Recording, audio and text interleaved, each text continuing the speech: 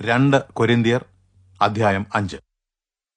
ഞങ്ങളുടെ ഭൗമിക കൂടാരം അഴിഞ്ഞുപോയാൽ മനുഷ്യകരങ്ങളാൽ നിർമ്മിതമല്ലാത്ത നിത്യഭവനമായി ദൈവികദാനമായ ഒരു കെട്ടിടം സ്വർഗത്തിലുണ്ടെന്ന് ഞങ്ങൾ അറിയുന്നു. ഞങ്ങളുടെ സ്വർഗീയ വാസസ്ഥാനത്തെ ധരിക്കുവാൻ വാഞ്ചിച്ചുകൊണ്ട് ഈ ഭവനത്തിൽ ഞങ്ങൾ ഞരങ്ങുന്നു. അത് ധരിക്കുമ്പോൾ ഞങ്ങൾ നഗ്നരായി കാണപ്പെടുകയില്ല. മർത്യമായത് ജീവനാൽ ഗ്രസിക്കപ്പെടേണ്ടതിന് ഞങ്ങൾ വസ്ത്രഹീനരായിരിക്കാതെ സ്വർഗീയമായതിനെ ധരിച്ചവരായിരിക്കാൻ വാഞ്ചിക്കുന്നു. അതുകൊണ്ട് ഈ കൂടാരത്തിൽ ഇരിക്കുന്നിടത്തോളം കാലം ഞങ്ങൾ ഭാരപ്പെട്ട് ഞരങ്ങുന്നു. ഈ ലക്ഷ്യത്തിനായി ഞങ്ങളെ സന്നദ്ധരാക്കിയതും വരുവാനുള്ളതിന്റെ അച്ചാരമായി ആത്മാവെന്ന നിക്ഷേപം ഞങ്ങൾക്ക് നൽകിയതും ദൈവമാണ്. ആകയാൽ ഞങ്ങൾ എല്ലായ്പ്പോഴും ധൈര്യപ്പെട്ടിരിക്കുന്നു.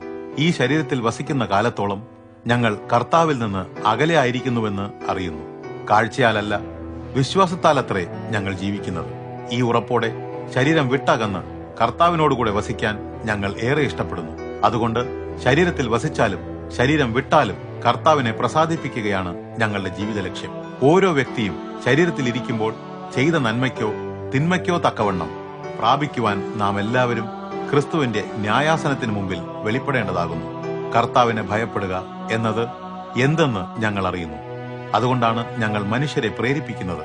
ഞങ്ങളെ ദൈവം നന്നായി അറിയുന്നു. നിങ്ങളുടെ മനസാക്ഷിക്കും അത് വ്യക്തമാണല്ലോ.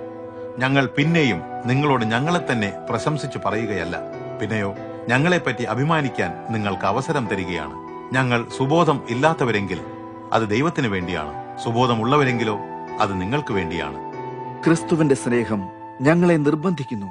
എല്ലാവർക്കും വേണ്ടി ഒരുവൻ മരിച്ചുവെന്നും അതുകൊണ്ട് എല്ലാവരും മരിച്ചുവെന്നും ഞങ്ങൾക്ക് ബോധ്യമുണ്ട്.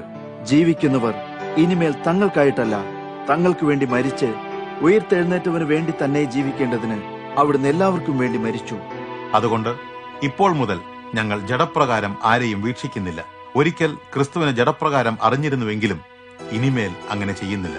ഒരു വ്യക്തി ക്രിസ്തുവിലായാൽ അയാൾ പുതിയ സൃഷ്ടിയാകുന്നു. പഴയത് നീങ്ങിപ്പോയി, പുതിയത് വന്നിരിക്കുന്നു. ഇവയെല്ലാം ദൈവത്തിൽ നിന്നു തന്നെയാണ്. അവിടുന്ന് ഞങ്ങളെ ക്രിസ്തു മുഖാന്തരം തന്നോട് നിരപ്പിച്ചു. നിരപ്പിന്റെ ശുശ്രൂഷ ഞങ്ങളെ ഏൽപ്പിച്ചിരിക്കുന്നു.